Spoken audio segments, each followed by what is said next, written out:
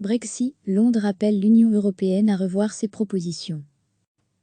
Le Royaume-Uni a appelé mardi l'Union européenne à revoir ses propositions si elle veut parvenir à un accord sur leurs relations post-Brexit d'ici à la fin de l'année, dont il a dévoilé le futur régime douanier, faisant miroiter des baisses de prix. 5 jours après un troisième cycle de négociations sans réel progrès, le négociateur britannique David Frost a adressé mardi une lettre ferme à son homologue européen Michel Barnier. Ce qui est sur la table des négociations n'est pas une relation de libre-échange équitable entre des partenaires économiques proches, mais un accord de relativement faible qualité, assorti d'une surveillance de l'UE sans précédent sur nos lois et nos institutions, écrit David Frost.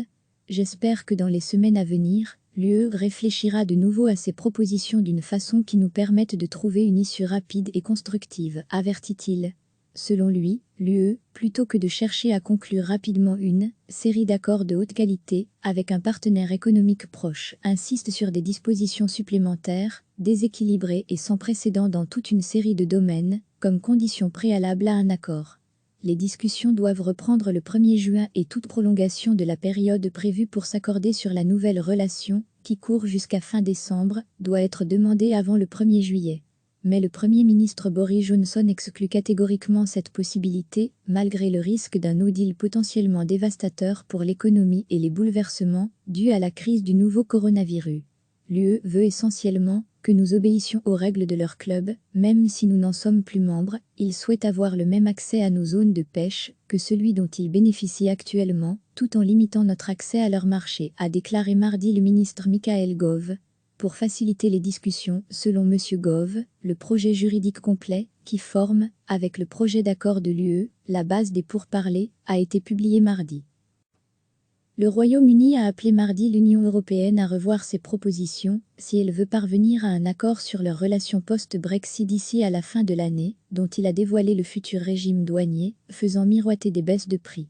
5 jours après un troisième cycle de négociations sans réel progrès, le négociateur britannique David Frost a adressé mardi une lettre ferme à son homologue européen Michel Barnier. Ce qui est sur la table des négociations n'est pas une relation de libre-échange équitable entre des partenaires économiques proches, mais un accord de relativement faible qualité, assorti d'une surveillance de l'UE sans précédent sur nos lois et nos institutions, écrit David Frost. J'espère que dans les semaines à venir, l'UE réfléchira de nouveau à ces propositions d'une façon qui nous permette de trouver une issue rapide et constructive, avertit-il.